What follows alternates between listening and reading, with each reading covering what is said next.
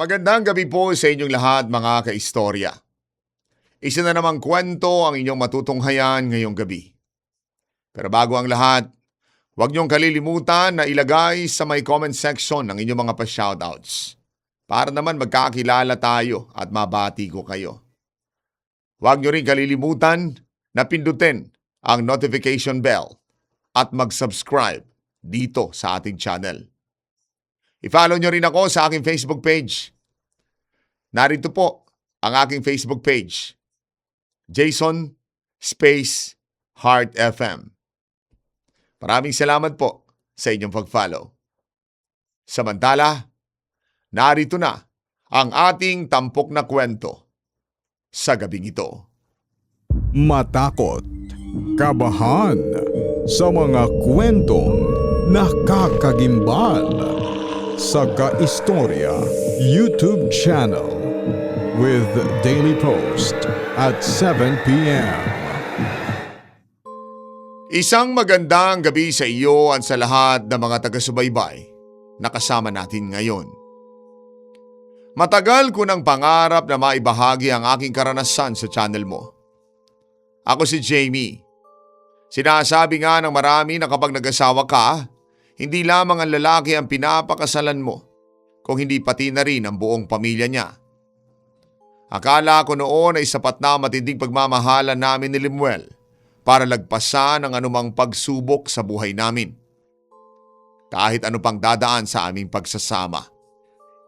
Subalit ang tuluyang pumasok sa buhay namin ang aking biyanan na hindi ko kailanman nakilala o nakasama noon, doon ko nalaman na may mga taong kayang gumamit ng madidilim na kapangyarihan kapag hindi nasunod ang kanilang kagustuhan. Taga Cavite talaga ako, kung saan namuhay kami ng napakatahimik at payapa ng aking pamilya. Masaya ang aming tahanan, walang malalaking gulo. Kaya naman pag-graduate ko ng kolehiyo, agad ako naghanap ng trabaho upang makatulong sa aking mga magulang. Nakapasok ako bilang isang admin assistant sa isang malaking kumpanya ng konstruksyon at ng real estate doon nga rin sa aming probinsyang iyon. Masayahin akong tao kay istorya. Mahilig ako makipagkapwa-tao. Palagi nakangiti at aktibo sa mga aktibidad at pagtulong sa aming komunidad. Simple lang naman ang pangarap ko noon, ang makatagpo ng isang lalaking tapat, mabait at makakasama ko sa pagbuo ng isang tahimik at payapang pamilya balang araw. Isang hapon habang naglalakad ako pauwi galing sa opisina, may isang lalaki may hawak na blueprint na lumapit sa akin. Mukha siyang naliligaw at nagtanong ng direksyon patungo sa bagong site ng kumpanya. Doon ko unang nakita ang mga mata ni Limuel. Taga Mindanao si Limuel. Tahimik siya, seryoso sa buhay at bagong salta pa lamang sa aming lugar sa Cavite. Dahil siya ang na-assign na bagong project engineer para sa isang malaking proyekto ng konstruksyon ng aming kumpanya.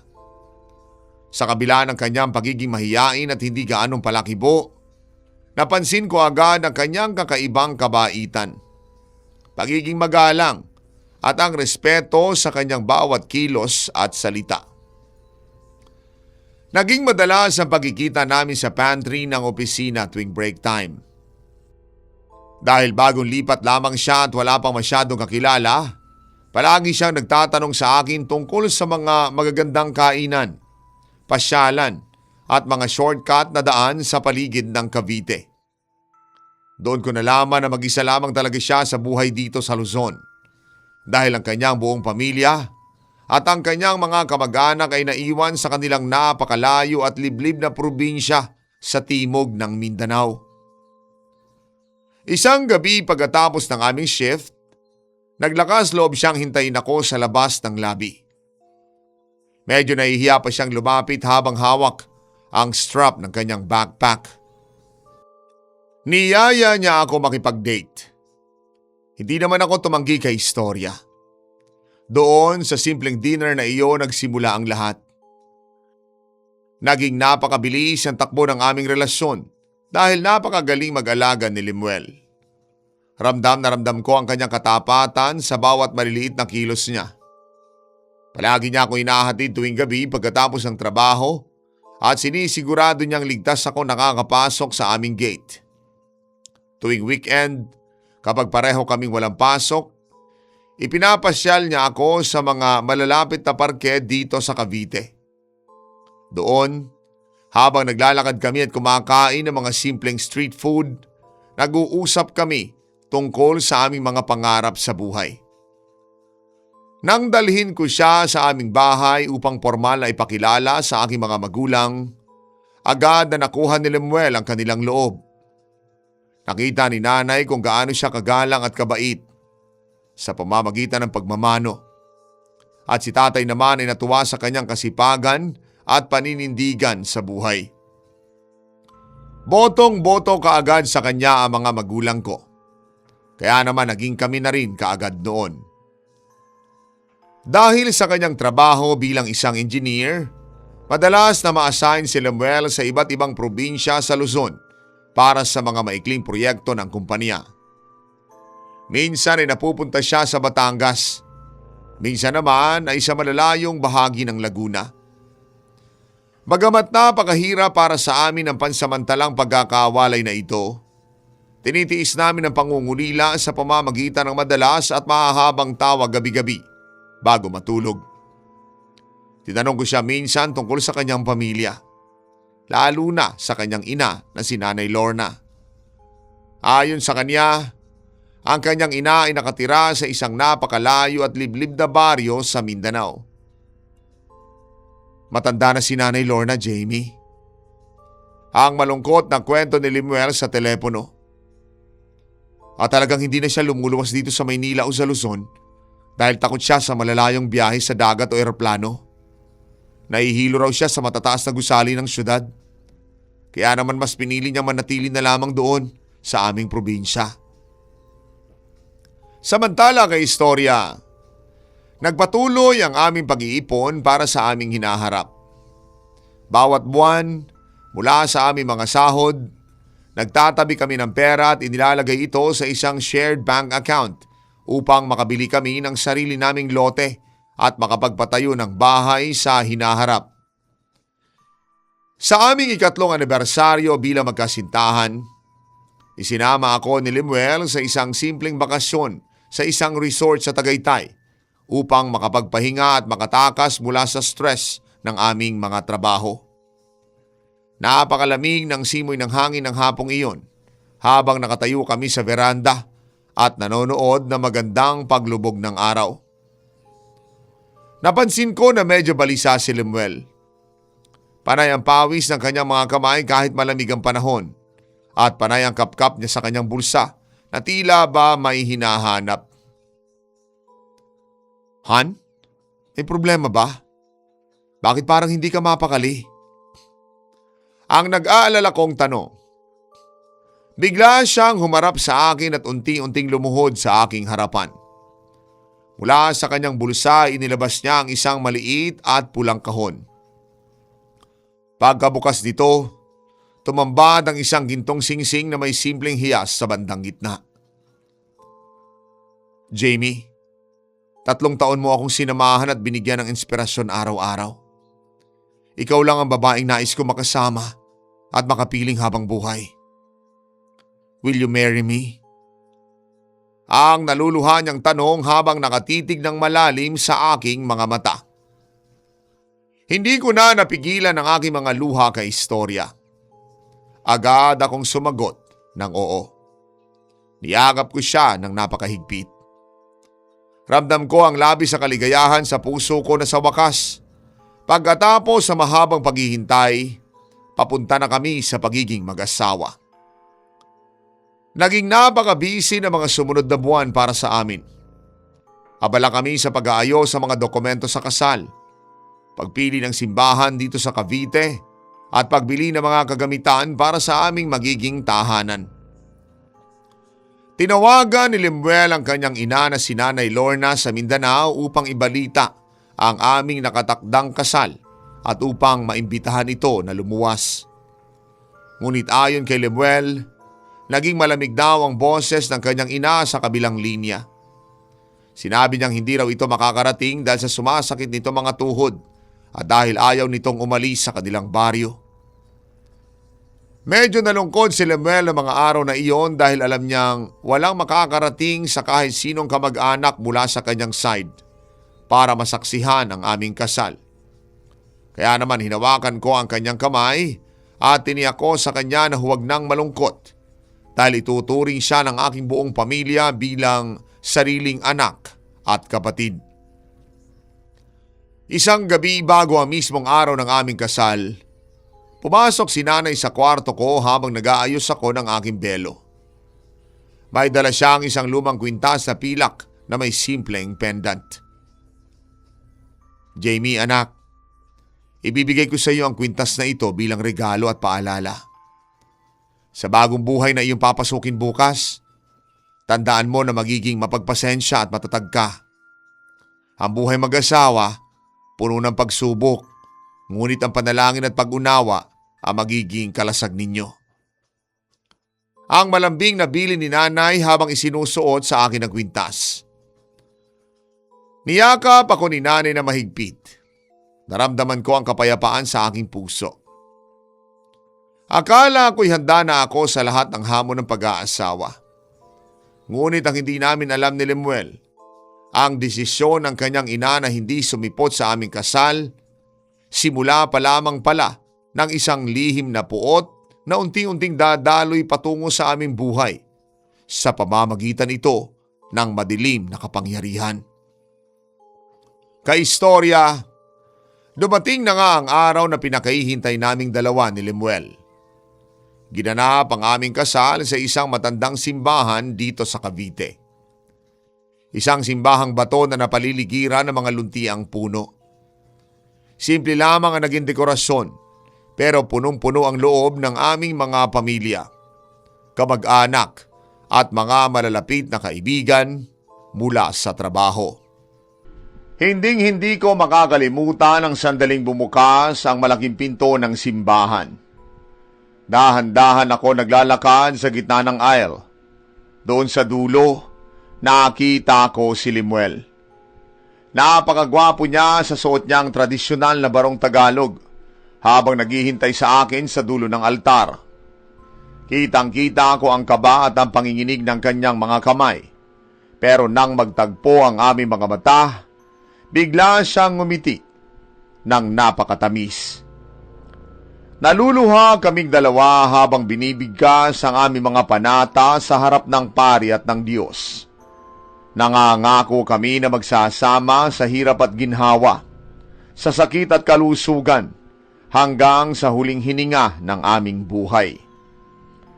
Pagkatapos ng seremonya, nang dahan-dahan kaming lumabas sa pinto ng simbahan bilang mag-asawa, masaya kaming sinalubong ng malalakas na hiyawan at ng saboy ng bigas mula sa aming mga bisita.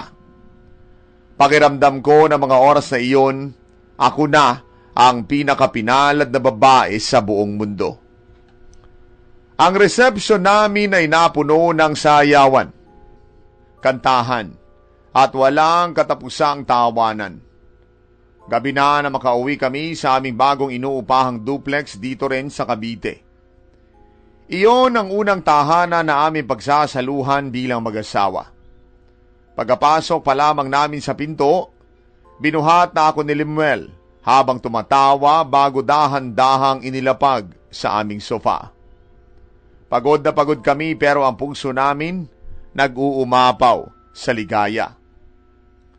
Naging napakatamis sa mga unang buwan ng aming pagsasama. Para kaming laging nasa honeymoon stage. Tuwing umaga'y gumigising ako ng mas maaga sa kanya para paglutuan siya ng masarap na almusal bago siya pumasok sa kanyang construction site. Minsan ay sinangag na may longganisang imus. Minsan naman ay simpleng pandesal lamang at mainit na kape. Bago siya lumabas ng bahay, hinding-hindi niya nakakalimutang halikan ako sa aking noo at sabihing, "Alis na ako, wifey ha. Mag-iingat ka rito." At pagdating naman ng hapon, pag-uwi niya galing sa trabaho, palagi siyang may dalang pasalubong para sa akin. Minsan ay paborito kong tsokolate, bibingka, o kaya naman ay mga prutas na nabibili niya sa may daan.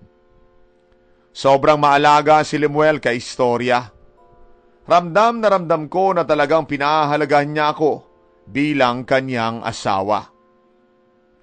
Nagsimula na rin kaming maglagay ng mga simpleng kasangkapan sa aming sala at kusina, gamit ang aming mga natirang ipon mula sa kasal at sa mga naunang buwan ng aming sweldo.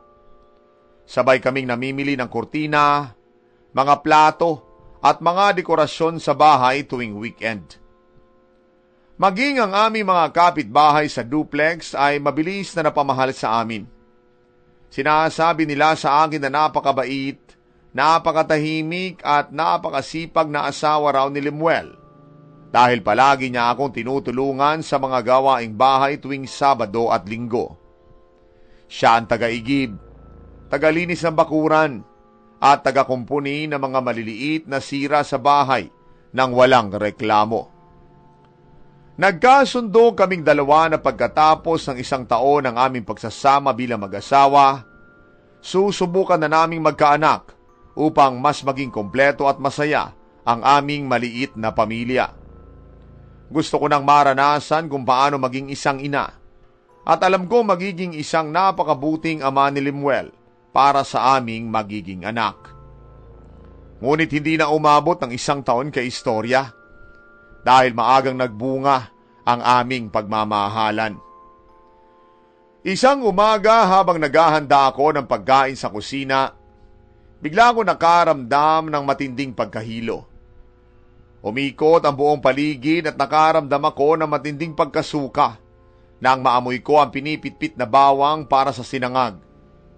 Patakbo akong pumunta sa banyo upang iluwa ang kung anong nasa sikmura ko. Agad akong kinabahan ng may kasamang pananabik. Mabilis akong lumabas para bumili ng pregnancy test kit sa pinakamalapit na butika. Bumalik ako sa banyo. Nanginginig ang mga kamay habang hinihintay ang resulta ng test. At laking tuwa ko kay istorya. Nang dahan-dahang lumitaw ang 2 malinaw na pulang linya sa kit. Isang patunay na ako ay nagdadalang tao na nga. Naiyak ako sa labis na pasasalamat sa Diyos habang hawak ang aking tiyan. Naisip kong gumawa ng isang maliit na sorpresa. Inilagay ko ang pregnancy test kit sa ibabaw ng lamesa sa sala, katabi na nakahandang hapunan bago umuwi si Lemuel mula sa trabaho.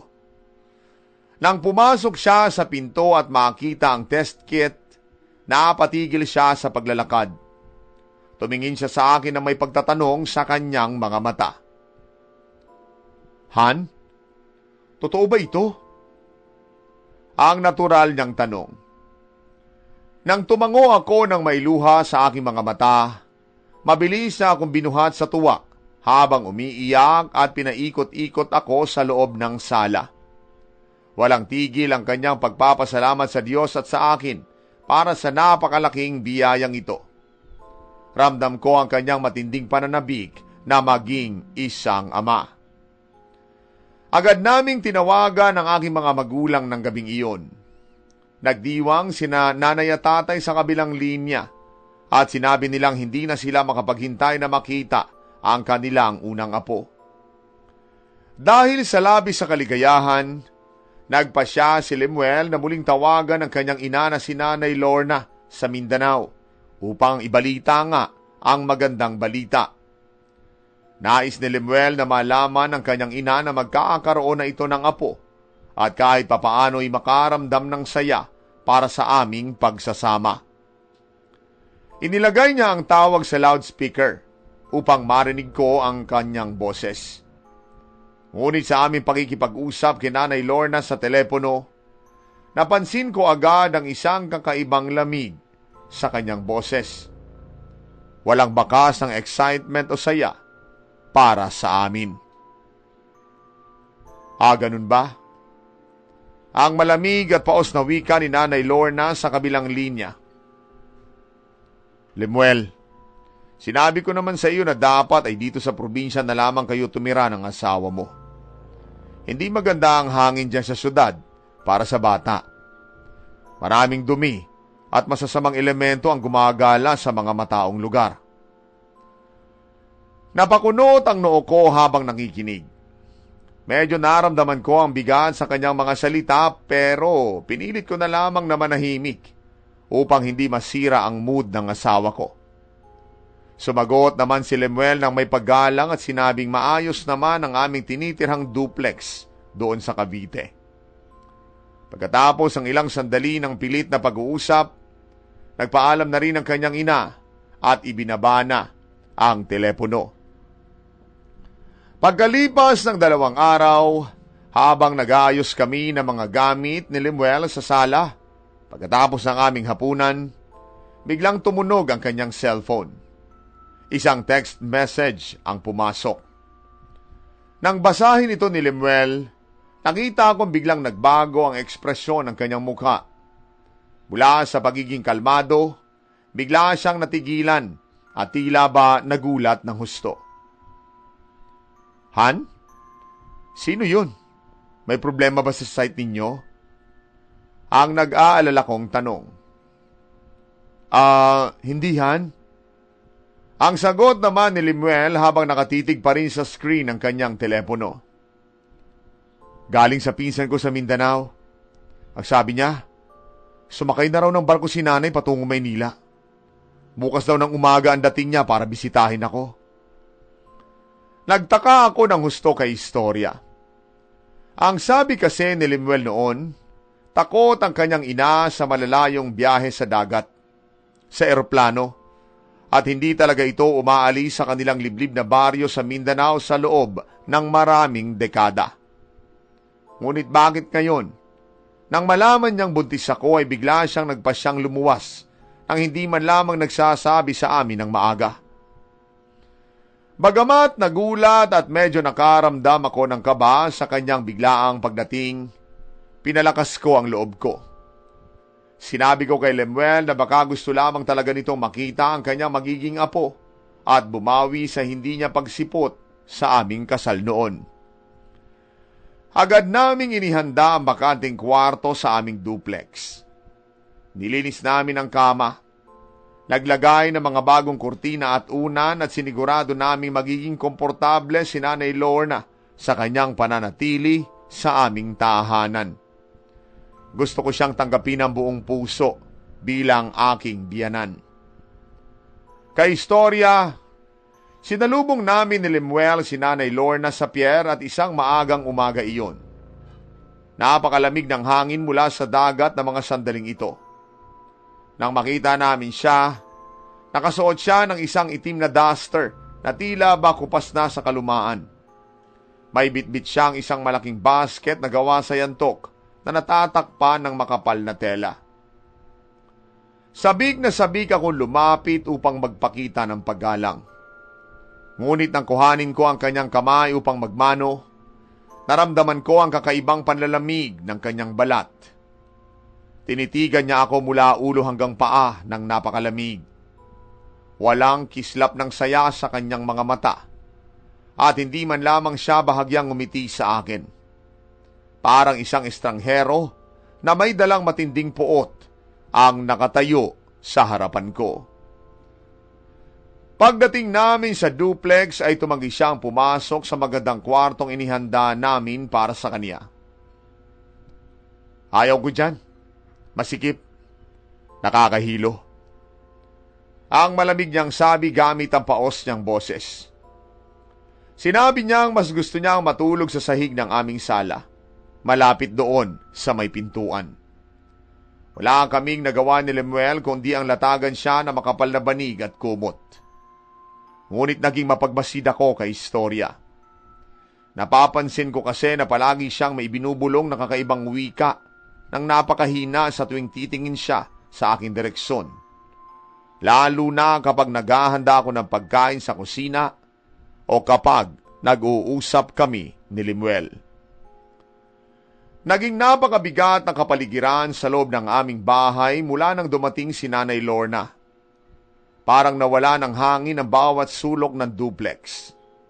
Ang dating masisiglang tawanan, lambingan at kwentuhan namin ni Limuel tuwing gabi, bago kami matulog, unti-unting naglaho dahil sa kanyang nakapananaig at nakalulunos na presensya. Isang hapon noon, habang nagluluto ako ng aming hapunan sa kusina, nakaramdam ako ng panginginig ng aking balat. Nang ako'y lumingon ay laking gulat ko dahil nakatayo si Nanay Lorna sa may pintuan habang pinapanood ang bawat galaw ko nang walang kakibo-kibo. Napakalalim ng kanyang mga tingin. Nay, may gusto po ba kayong kainin? Ipagluluto ko kayo. Ang malambing kong tanong. Subalit hindi siya sumagot. Dahan-dahan lang siyang tumalikod at naglakad pabalik sa sala nang wala man lamang kahit na anong tunog. Doon ko rin siya nakita isang beses habang akala niya'y natutulog ako sa may sofa. May kinukuha siya mula sa kanyang basket. Mga kakaiba tuyong ugat ng halaman, mga tuyong dahon at isang maliit na itim na bato na madalas niyang amuyin tuwing mag-isa siya doon sa sala. At may mga pagkakataon ka istorya. Nahuhuli ko siyang nakatitig ng napakatagal sa aking tiyan habang may hawak na matalim na bagay kagaya ng kutsilyo o gunting. Kinilabutan talaga ako ng husto roon. Sinubukan kong sabihin kay Lemuel ang lahat ng aking napapansin gabi-gabi kapag kaming dalawa na lamang sa kwarto. Han, natatakot ako kay Nanay Lorna.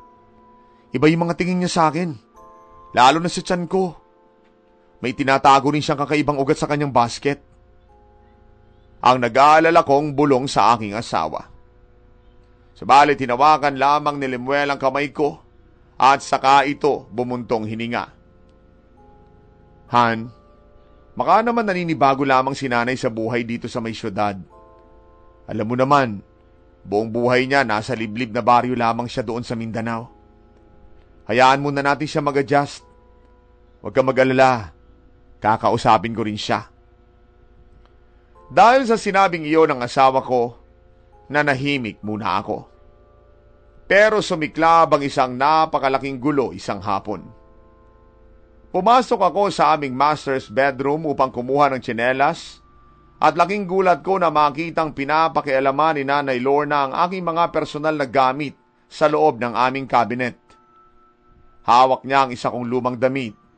Tila ba sinusuri ito ng mabuti habang mayroong ibinubulong doon.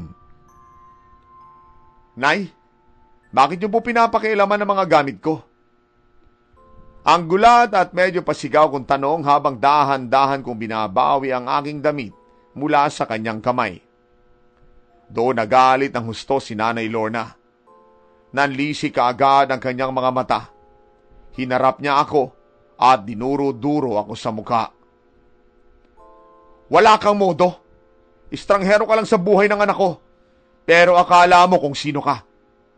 Hindi ka karapat-dapat para sa kanya. Sumama ang ugali ni Lemuel mula nang pakasalan kanya. Ang pasigaw niyang bulyaw sa akin. Nay, nirerespeto ko po kayo bilang ina ng asawa ko. Pero bahay po namin ito. At wala po kayong karapatang pakialaman ng mga gamit ko at insultuhin ako ng ganyan. Ang mga salitang iyon ay lalo nagpalala sa kanyang galit. Pag-uwi ni Lemuel mula sa trabaho, agad siyang sinalubong ni Nanay Lorna sa pinto habang umiiyak. Nagsisigaw at nagpakita ng matinding histerya. Sinisira niya ako sa aking asawa. Sinabi niyang sinaktan ko raw siya, itinulak at pinapalayas ko raw siya sa bahay habang wala si Lemuel. Tumingin sa akin si Lemuel na may pag-aalala at tinanong kung ano ba ang totoong nangyari. Mahinahon ko namang ipinaliwanag ang tungkol sa pagkuha niya ng aking blusa sa cabinet at ang kanyang biglang pagwawala nang bawiin ko ito. Buti na lamang kay istorya, kilalang kilala ako ng aking asawa. Alam niyang hindi ko kayang manakit ng matanda. Kaya naman hindi siya naniwala sa mga embento at paninira ng kanyang ina. Kinausap ni Lemuel ang kanyang ina ng gabing iyon sa may sala. Nay, hindi ho maganda ang ginagawa niyong pag-iimbento ng kwento laban kay Jamie. Kilala ko po ang asawa ko. Hindi niya kayo kayang saktan. Labis na sumama ang loob ng biyanan ko dahil mas pinaniwalaan ng kanyang sariling anak ang isang babaeng ayon sa kanyang estranghero. Agad na nag-empake si Nanay Lorna ng kanyang mga gamit sa basket ng gabing iyon.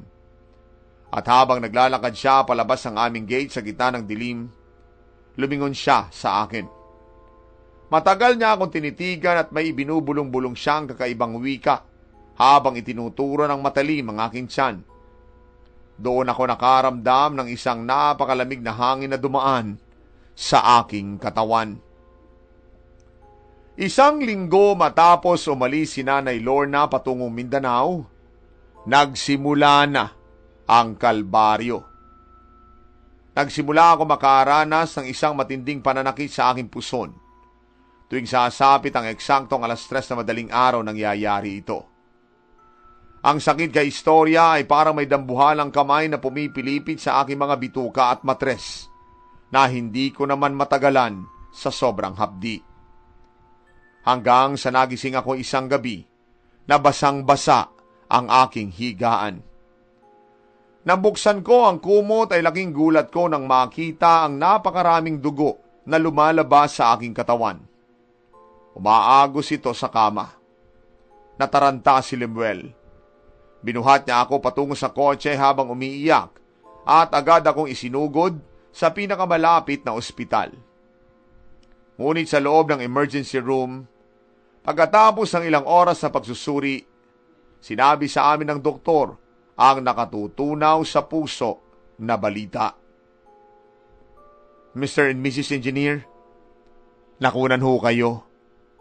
Hindi na namin naisalba ang inyong 3 buwang sanggol dahil sa biglaan at matinding pagdurugo ninyo.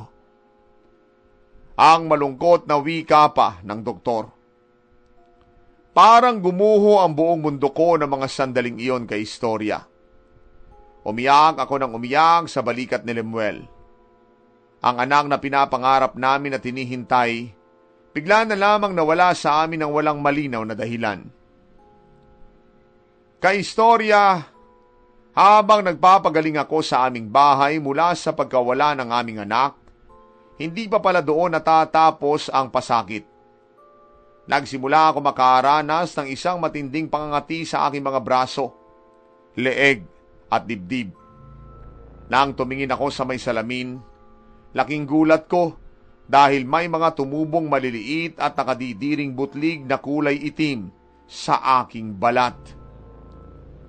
Sa loob ng ilang araw, ang mga butlig na ito ay pumutok at naging malalaking sugat na naglalabas ng malapot, mabaho at madilaw na likido na may kasamang maliliit na parang hibla ng buhok. Sobrang hapdi at sakit ng aking balat tuwing naridikit sa aking suot na damit. Tila ba sinusunog ako ng buhay. Dinala ako muli ni Lemuel sa isang dermatologist upang ipasuri ang aking balat. Subalit pagkatapos ng mga biopsy at test, nagtaka ang mga doktor dahil wala naman silang makitang anumang medikal na impleksyon, bakterya o allergy na pwede magdulot ng ganoong klaseng malalang sugat. Unti-unti nang kumalat ang mga sugat sa aking mukha at likod. Naging dahilan ito upang hindi na ako makalabas ng bahay dahil sa tindi at nakakatakot na itsura ng aking balat. Nawalan ako ng gana sa pagkain. Mabilis na bumaba ang aking timbang. Nang hina ang aking buong katawan na para bang isa na akong buhay na bangkay. Tuwing gabi habang sinusubukan kong matulog sa tindi ng hapdi, naririnig ko ang boses ni Nanay Lorna sa aking panaginip. Tumatawa siya ng napakalakas at parang baliw habang may sinusunog na larawan ko sa ibabaw ng isang itim na kandila. Magdusa ka, Jamie. Iyan ang nararapat sa iyo. Ang hiyaw pa niya sa aking panaginip. Napansin din ni Lemuel ang isang nakapanghihilakbot na bagay tuwing gabi habang nililinis niya ang aking mga sugat gamit ang bulak at gamot. Para daw inuuod ang mga sugat ko. Doon na kami nagsimula maghinala na ito'y hindi na medikal na sakit. Isang hapon ay bumisita ang aking ina sa bahay. Nang makita niya ang aking kalagayan, payat na payat at puno ng sugat ang mukha at katawan, agad siyang naluha sa tindi ng awa. Lemuel, ang ganitong klaseng sakit ay malinaw na gawa ng pangkukulam o sumpa mula sa isang masamang tao. May galit sa asawa mo. Ang seryosong sabi ni nanay habang hinahaplos ang bato ko. Minumungkahi ni nanay na dalhin ako sa isang kilalang albularyo sa isang liblib na barangay sa Alfonso, Cavite. Matagal na raw kilala sa panggagamot at pagpapasuko ng mga taong nakulam at nabarang ang matandang iyon. Noong una ay nagatubili si Lemuel dahil sa kanyang pagiging isang profesional na inhenyero na siyang naniniwala naman sa siyensya. Ngunit dahil sa tindi ng aking paghihirap at sa kawalan ng lunas mula sa mga doktor, pumayag na rin siya para mailigtas ang buhay ko. Binuhat ako ni Lemuel patungo sa aming sasakyan dahil hindi ko na maigalaw ang aking mga binti sa tindi ng bigat at sakit ng aking mga sugat. Dire-diretso ang biyahe namin patungong Alfonso. Sinalubong kami ng albularyo. Isa siyang matandang lalaki na may napakaseryoso at malalim na mukha. Pagkakita pa lamang niya sa akin, nag-utos agad siya na ihiga ako sa isang malaking banig sa gitna ng kanyang silid. Kumuha siya ng isang pirasong tawas at isang puting kandila upang simulan ang pagsusuri sa aking katawan. Pinatulo niya ang natutunaw na kandila sa isang mangkok ng malinaw na tubig. Habang nagdarasal ito ng tahimik, mayroon din siyang binibigkas na orasyon. Nang mabuo ang hugis ng kandila sa tubig, laking gulat namin ni Lemuel at nanay. Malinaw na lumabas sa tubig ang hugis ng isang matandang babae. Iho, mukhang tama ang hinala ng asawa mo. Ang ina mo, ang iyong ina, ang gumawa ng sumpang ito. Ang seryosong sabi ng albularyo kay Lemuel. Ginamit niya ang mga damit at gamit ng asawa mo na nakuha niya bago siya umalis upang itanim ang sumpa sa kanyang katawan. At ang layunin ng kulam na ito, unti-unting patayin ang asawa mo sa pamamagitan ng pagkasira ng kanyang balat, laman at mga organo sa loob. Naluha si Lemuel sa matinding pagsisisi at galit sa kanyang sariling ina. Kumuha agad ang albularyo ng isang mahiwagang langis na may kasamang mga pinatuyong dahon at sinimulan itong ipahid sa aking mga braso, likod at mukha habang binibigkas sa mga panalangin ng pagpapalaya at pagpapasuko sa masamang espiritu. Bigla ako napasigaw ng napakalakas kay istorya. Naramdaman ko ang isang napakatinding init na tila ba sinusunog ng buhay ang aking balat sa bawat dampi ng langis ng albularyo. Nakita ni Lemuel at nanay na mula sa aking mga pumutok na sugat, kusang lumalabas at nahuhulog sa banig ang mga itim at mahahabang hibla ng buhok, maliliit na tinik, pati na rin insekto ng lupa. Matapos ang ilang oras ng aking matinding paghihirap, pagsigaw at pag-iyak sa sakit, pansamantalang kumalma ang aking katawan. At sa unang pagkakataon sa loob ng maraming buwan, nakatulog ako ng napakahimbing nang walang nararamdamang hapdi o kati mula sa aking balat. Nanatili kami ni Lemuel at nanay ng ilang araw sa isang bahay malapit sa albularyo sa Alfonso, upang maipagpatuloy nga ang aking mga sesyon ng panggagamot gabi-gabi. Napansin ni Lemuel na ang mga malalang sugat sa aking balat unti-unti nang natutuyo, nagbabalat at naghihilom ng napakabilis. Nagkaroon na ako muli ng gana sa pagkain. Lumakas ang aking katawan at unti-unting bumalik ang malusog na kulay ng aking mukha na dati ay parang sa isang patay. Sinabi ng albularyo na malapit ng tuluyang maputol ang koneksyon ng kulam sa aking katawan dahil sa tindi ng aming mga panalangin at pananampalataya. Sa huling gabi ng aking ritual, pinainom ako ng albularyo ng isang pinakuloang ugat ng halaman. Pagkainom ko nito, naramdaman ko ang pagbaliktad ng aking sikmura at mabilis akong pumunta sa labas upang sumuka. Doon ko na ilabas ang huling natitirang bigat at lamig sa aking puson. Humarap sa amin ang albularyo bago kami umuwi. Iho, dahil tuluyan nating napagtagumpayan at naputol ang kulam, ang buong lakas ng sumpa ay babalik sa kung sino man ang nagpadala nito. Ang tawag doon, ganti ng kalikasan. Maaari magkaroon ng malubhang sakit o trahedya ang iyong ina dahil sa pagbaliktad ng itim na enerhiya sa kanya. Kaistorya, bumalik kami sa bahay namin sa Cavite nang may napakagaang kalooban at puno ng pasasalamat sa kaligtasan ng aming buhay. Ang aking balat ay naging makinis muli. Nag-iwan na lamang ang mga ito ng mga maliliit na puting peklat na halos hindi na rin naman mapansin.